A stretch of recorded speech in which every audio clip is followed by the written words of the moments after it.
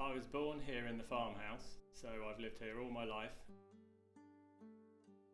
My grandfather bought this place in 1926, and then my father took over, and so I'm the third generation, and it'd be nice to think one day our son would be the fourth generation.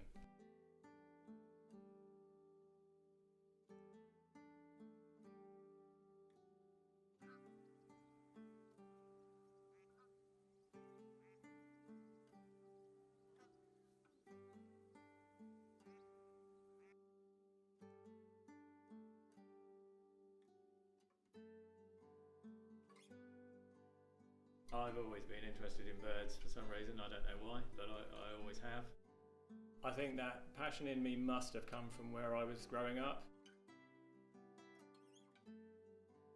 They're on my doorstep every time you walk out, there's birds everywhere, so growing up here has to have had a very big influence on me.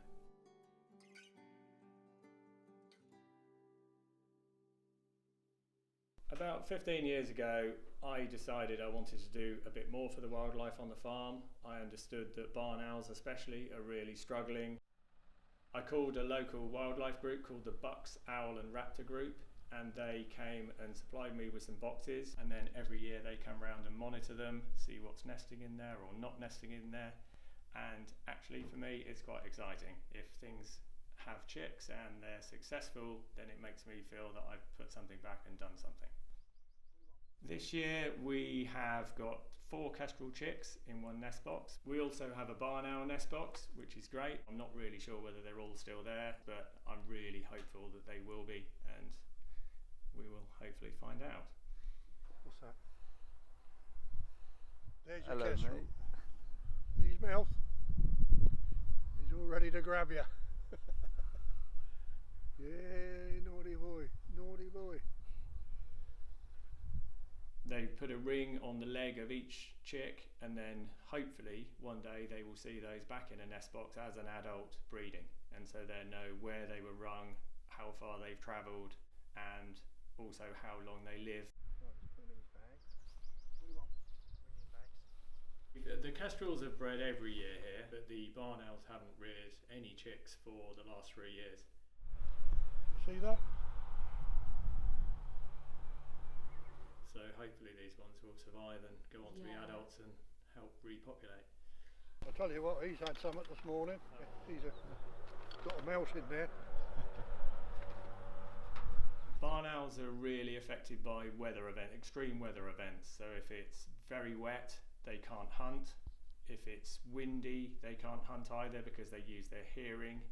And so if you get 2 or 3 days in a row when they've got chicks, then they can't feed and the chicks die. And This is a very small one. Yeah, it's very small chick. Very small. But Look at that, look. where are you on in? Is that a mouse? Yeah. You won't get much smaller than that. I mean, not a pretty bird, are they? No, not at all. Only a mother could love something like that.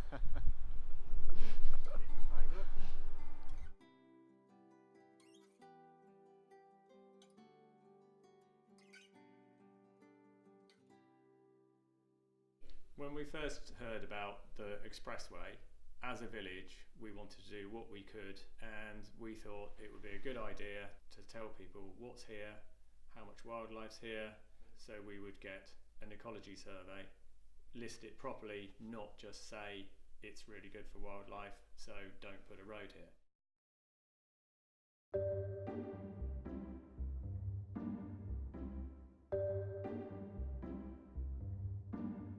We were recommended a guy called Tony, who's an expert in monitoring wildlife.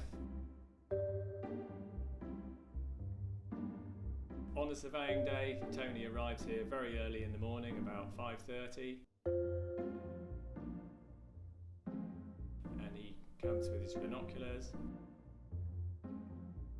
with his recording device, his clipboard, and off he goes. Comprehensive job. Black cap, shift cap, is that the egret again?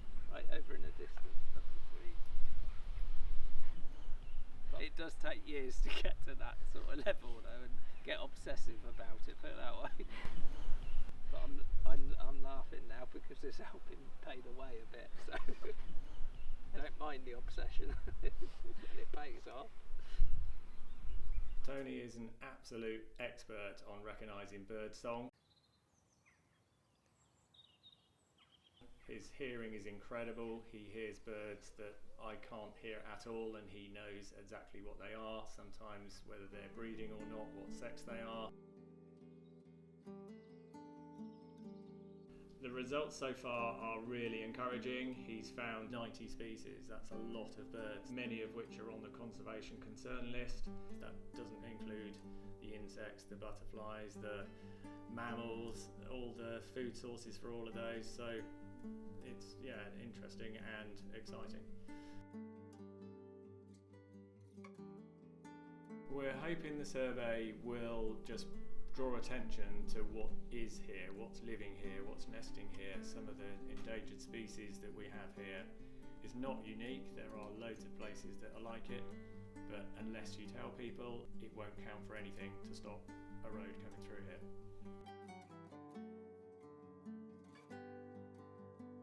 It's very hard to say, let's save Chiltern, because it's not got a name as a national nature reserve or anything important, but I don't know, I happen to think it is important.